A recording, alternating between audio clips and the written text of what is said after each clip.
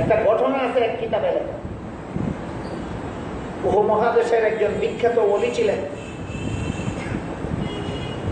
আল্লামা আশিকে এলাহি বুলন্দ শাহরি রহমতুল্লাহ।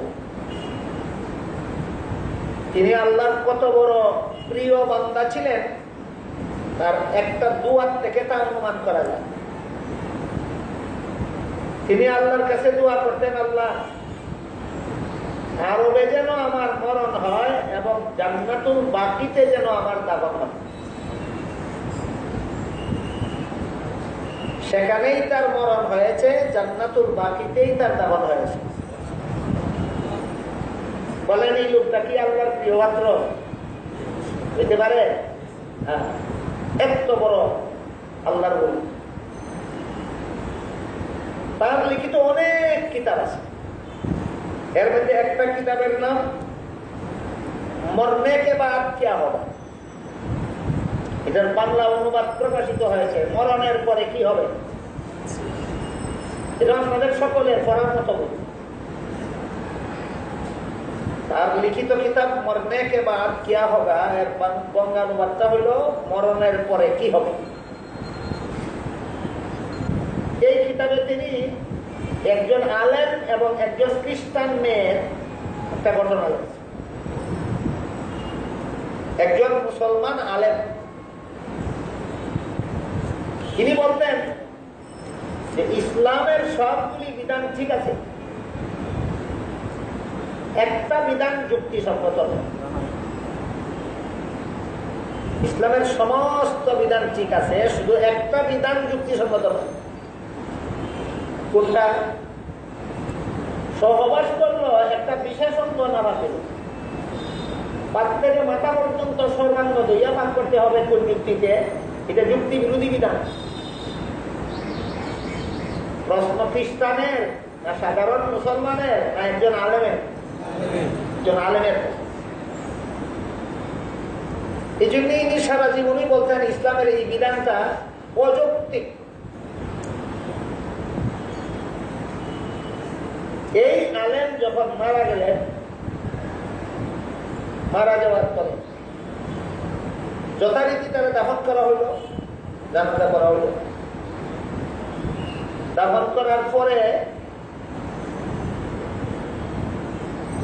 স্মরণ হইল যে কোন একটা জরুরি জিনিস দাফন করার সময় কবরের ভিতরে পড়ে গেছিল,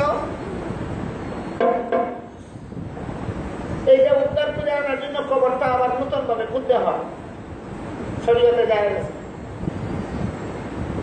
এমন বিশেষ কোন প্রয়োজন হলে মুর্দা দাফন করার পরও সেই কবর আবার খোঁজা যায়।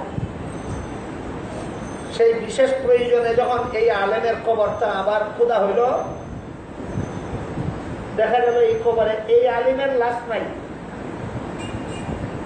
জানা শোনা একটা খ্রিস্টান মেয়ের লাশ, পরিচিত একটা খ্রিস্টান মেয়ে, ওই মেয়েটার লাশ।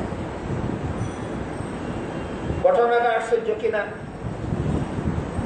আশ্চর্য হইয়া লোকেরা ওই খ্রিস্টান মেয়ে নারীটার বাড়ির লোকেদের কাছে গিয়া বলল যে তোমাদের মেয়েটারে কোথায় দাফন করছিল? কেন আমাদের আলেমের কবরে তোমাদের মেয়ের লাশ পাওয়া গেল, তাহলে তোমাদের মেয়ের কবরে কি আছে দেখা দরকার। তারাও অনুমতি দিল। তারা তাদের মেয়েকে যেই কবরে দাফন করেছিল সেই কবর খুঁজে দেখা গেল খ্রিস্টান মেয়েটার কবরে ওই আলেমের লাশ। আলেমের কবরে একটা খ্রিস্টান মেয়ের লাশ, আর খ্রিস্টানের কবরে খ্রিস্টান মেয়ের কবরে আলেমের লাশ। এমত অবস্থায় লোকেরা এই খ্রিস্টান মেয়ের পরিবারের লোকদের জিজ্ঞাসা করলো যে তোমাদের মেয়ের আমল কি ছিল? তারা বললো আমরা তো খ্রিস্টান, আমাদের তো মুসলমানি কোনো আমল নাই। আমরা শুধু এতটুকু জানি যে আমাদের মেয়েটা মাঝে মধ্যে বলতো যে আসলে ইসলাম ধর্মটাই ঠিক। এই কথাটা বুঝতো যে আসলে ইসলাম ধর্মটাই ঠিক, এই কথাটা বুঝতো। এই খ্রিস্টান মেয়েটা মাঝে মধ্যে বলতো যে ইসলাম ধর্মটাই আসলে সঠিক ধর্ম। এই ঘটনার দ্বারা সকলের কাছে প্রমাণিত হয়ে গেল এই খ্রিস্টান মেয়েটা আল্লাহর কাছে মুসলমান গণ্য হয়ে গেছে। আর যুক্তির গোলাম সেই আলেম আল্লাহর কাছে মুসলমান গণ্য থাকতে পারে। এই জন্য আল্লাহ কুদরতি ব্যবস্থায় মাটির নিচ দিয়া আলেমের লাশকে খ্রিস্টানের লাশের কবরে পৌঁছাইয়া দিচ্ছেন, খ্রিস্টান নারীর লাশকে আলেমের কবরে পৌঁছে। এই ঘটনাটা আমাদের বর্তমান সমাজের সমস্ত মুসলমানদের জন্য একটা শিক্ষণীয় ঘটনা।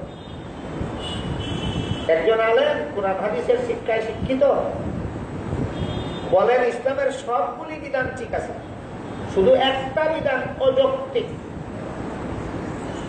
সহবাস করলে এক অঙ্গের দ্বারা সর্বাঙ্গ নাভাগ গণ্য হবে কেন? এই বলেন তো, ইসলামের বিধানকে তার যুক্তিতে খাপ না খাওয়ার কারণে যে মেনে নিতে পারলো না, এই কারণে আল্লাহর কাছে মুসলমান রইল না খ্রিস্টান গণ্য হয়ে গেল?